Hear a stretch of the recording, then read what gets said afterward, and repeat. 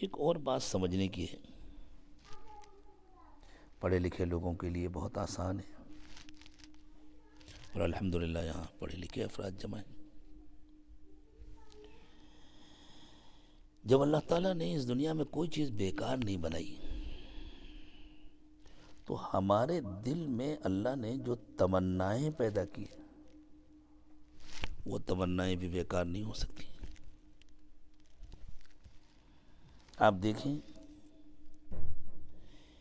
کوئی ناممکن تمنا ہمارے دل میں نہیں ہے۔ مچھلیوں کو دیکھتے ہیں کتنی خوبصورت ہوتی ہیں، کسی انسان کے دل میں کبھی یہ تمنا پیدا ہوئی کاش کہ میں مچھلی بن جاؤں؟ جنگل کے جانوروں کو دیکھتے ہیں کتنے اچھے لگتے ہیں، کبھی کسی کے دل میں یہ تمنا پیدا ہوئی کاش کہ میں بھی جانور بن جاؤں، میں بھی ہرن بن جاؤں، میں بھی گھوڑا بن جاؤں، میں شیر بن جاؤں، میں چیتا بن جاؤں؟ شیر کی طاقت کی تعریف کرتے ہیں، چیتے کی دوڑ کی تعریف کرتے ہیں، اس کو پسند کی نظر سے دیکھتے ہیں، خود نہیں بننا چاہتے۔ پرندے کتنے خوبصورت ہوتے ہیں، لیکن کبھی کسی دل میں یہ تمنا پیدا ہوئی؟ اور اگر کوئی یہ کہے کہ بس میری تمنا تو ایک ہی ہے کہ میں خوبصورت سا پرندہ بن جاؤں، تو سمجھدار لوگ اسے کسی اچھے مینٹل ہاسپٹل لے جائیں گے، ڈاکٹر صاحب سے کہیں گے ڈاکٹر صاحب ذرا اچھی طرح چیک اپ کیجئے، ہمیں تو کچھ خلل لگتا ہے، کچھ دماغ میں فطور ہو گیا، یہ کوئی بات ہوئی، یہ کہہ رہا ہے میں پرندہ بن جاؤں۔ تو جو کام نہیں ہو سکتا اور جو انسان کے لیے مفید نہیں، اس کی تمنا بھی نہیں پیدا ہوتی۔ لیکن کیا ہمیشہ جینے کی تمنا دل میں نہیں ہوتی؟ ہر دل میں ہوتی ہے، کوئی مرنا نہیں چاہتا۔ اسپتال میں جو مریض پڑے ہوئے ہیں ان سے بھی پوچھیں مرنا چاہتے، وہ کہیں گے نہیں ابھی کچھ دن اور جینا چاہتے۔ کسی بوڑھے آدمی سے پوچھیں اب کیا ارادہ ہے؟ بھائی ماشاءاللہ اچھی خاصی عمر ہو گئی، بال سفید ہو گئے، اور آپ تو نانا بن گئے، دادا بن گئے، بہت جی لیے، اب ذرا دوسروں کے لیے جگہ خالی کریں، دنیا میں سیٹیں کم ہیں، ممبران امیدوار زیادہ ہیں، تو یہی نظام ہے دنیا کا، پہلے والے جگہ خالی کرتے ہیں، بعد والے آتے ہیں۔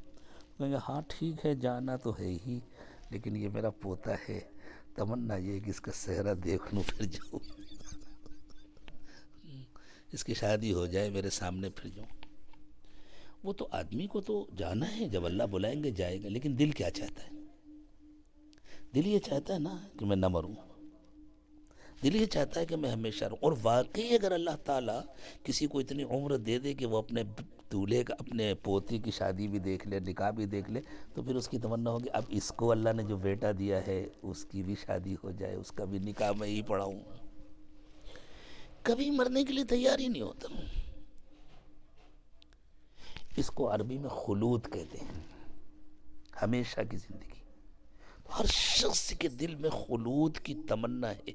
اگر اللہ کو خلود نہ دینا ہوتا تو یہ تمنا دل میں پیدا نہ کی ہوتی۔ اللہ ظالم نہیں ہے، وما ربک بظلام للعبید، اللہ بندوں پر ظلم نہیں کرتے، اتنی تو بڑی تمنا دل میں ڈال دیں اور دینا ہے نہیں۔ تو معلوم ہوا کہ انسان کو خلود مل سکتا ہے، تبھی اس کے دل میں اللہ نے یہ تمنا پیدا کی۔ کوئی صحت مند آدمی بیمار ہونا چاہتا ہے، کسی صحت مند کو اگر سمجھائیں کہ بھائی بیماری میں صبر کرنے سے اللہ بہت خوش ہوتے ہیں، تو وہ کہے گا صحت میں شکر سے بھی تو خوش ہوتے ہیں، تو میں شکر ادا کر کے اللہ کو خوش کروں گا، میں کیوں بیمار ہو جاؤں؟ کوئی بیماری کے لیے تیار نہیں۔ ہر آدمی ہمیشہ صحت مند رہنا چاہتا ہے، رہے یا نہ رہے، تمنا تو ہوتی ہے نا۔ ہم میں سے ہر ایک اپنے کو ٹٹول کے دیکھ لے، تمنا ہوتی ہے۔ تو اگر ہمیشہ صحت مند رہنا ممکن نہ ہوتا تو یہ تمنا دل میں پیدا نہ ہوتی۔ تمنائیں ہماری اپنی پیدا کی ہوئی نہیں ہیں، جس نے ہم کو پیدا کیا ہے اسی نے ہماری تمناؤں کو بھی پیدا کیا، جس نے ہم کو پیدا کیا اسی نے ہمارے خیالات کو بھی پیدا کیا۔ اللہ تعالیٰ نے خود ارشاد فرمایا ہم نے انسانوں کو پیدا کیا ہے اور ہم انسانوں کے خیالات سے سب سے زیادہ واقف ہیں۔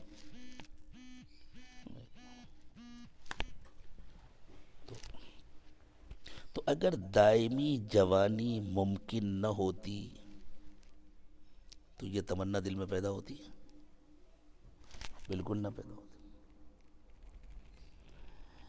ہر آدمی چاہتا ہے مجھے حکومت مل جائے، ملے نہ ملے الگ بات ہے، آسان نہیں ہے حکومت حاصل کرنا، بڑی طاقت چاہیے، اور آپ کی دلی کے زبان میں بڑا تگڑم چاہیے،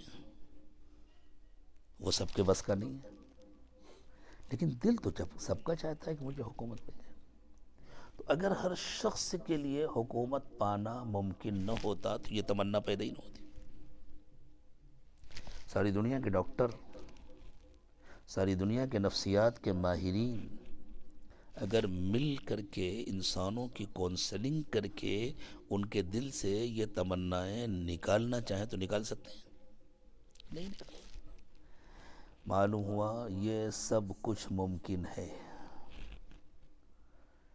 ان ساری چیزوں کو حاصل کیا جا سکتا ہے، لیکن دنیا کی زندگی میں اتنی گنجائش نہیں ہے کہ ان چیزوں کو حاصل کیا جا سکے۔ تو اگر اس دنیا کی زندگی کے بعد کوئی زندگی نہیں ہے تو اس کے معنی یہ ہے کہ یہ تمنائیں فضول ہیں، اور یہاں فضول کوئی چیز نہیں ہوتی ہے۔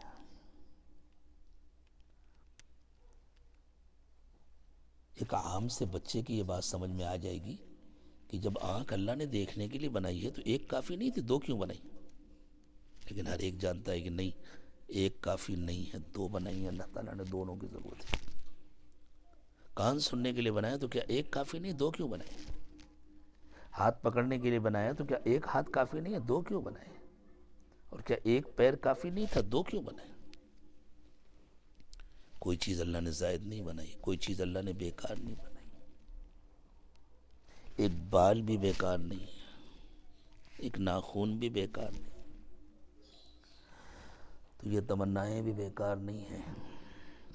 اور اس دنیا کی زندگی میں اتنی گنجائش نہیں ہے کہ یہاں یہ تمنائیں پوری ہوں۔ تو یہ صورتحال خود بتلا رہی ہے کہ ایک ایسی زندگی لازم ہے جس میں یہ تمنائیں پوری ہو سکے، اور وہ ہے جنت کی زندگی۔